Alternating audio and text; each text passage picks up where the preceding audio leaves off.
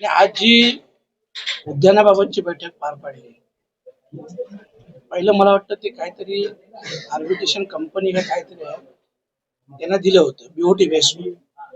तर आता ते परत मागणी केलेली आहे. परंतु महानगरपालिकेकडून मागणी करताना प्रस्ताव असा गेला की जी जागा रोड वाइंडिंगला गेलेली आहे उद्यानाची, तात्पुरत्या स्वरूपात ती तरी जागा त्वरित उपलब्ध करून द्यावी असा प्रस्ताव गेलेला आहे.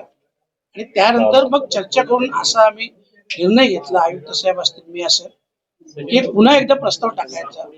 कारण ऍक्च्युली जो बाबासाहेबांच्या उद्यानाचा विषय आहे तो फक्त उद्यानाचा विषय नसून तिथं स्मृती स्थळ सुद्धा बनवायचे आहे, लायब्ररी बनवायची आहे, अभ्यासिका बनवायची आहे, अशी वेगवेगळे जे लोकोपयोगी जे काही विषय आहेत त्या सगळ्या विषयांसाठी तिथे एक सुसज्ज असं ते स्थळ बनवायचं आहे.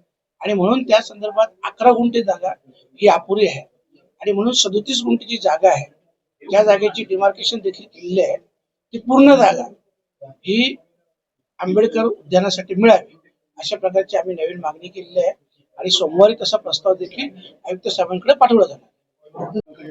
प्रामुख्याने त्यामध्ये विविध विषयांमध्ये महत्वाचं तर अनेक सर्वसामान्य नागरिकांच्या तक्रारी ह्या अधिकाऱ्यांविषयी होत्या आणि खास करून त्यातल्या त्यात टेंगळे म्हणून जे अधिकारी आहेत त्यांच्याविषयी खूप तक्रारी होत्या. त्यांना मीही थांबायला सांगितलं होतं, परंतु ते निघून गेले आणि काही त्यांच्या उर्मटपणाच्या गोष्टी देखील कानावर आलेल्या आहेत. मी आज आयुक्त साहेबांचे देखील कानावर घातलेले आहे आणि सोबत त्यांचे जे अधिकारी आहेत त्यांच्या देखील कानावर घातलेले आहे. टेंगळेंनी त्यांचं काम करावं.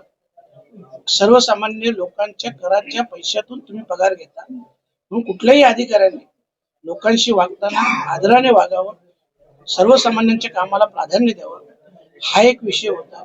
आणि मग रिंग रोडचा देखील विषय होता.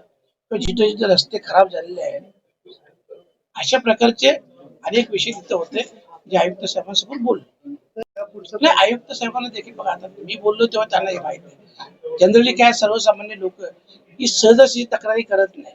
जर तो सामंजस्याने मिटत असेल, काही देणं घेणं होऊन मिटत असेल तर ते करतात.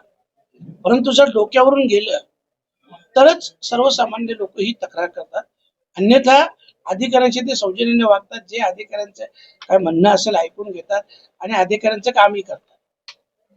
माझ्या कानावर आले आणि म्हणून मी माझ्या भाषेत आयुक्त साहेबांनी देखील सांगितलं, पुढच्या वेळेस तुम्ही पाहाल टेंगलेविषयी मला जर तक्रार आली टेंगलेच्या कॅबिन मध्ये घुसून टेंगलेला त्याचं काय काम आहे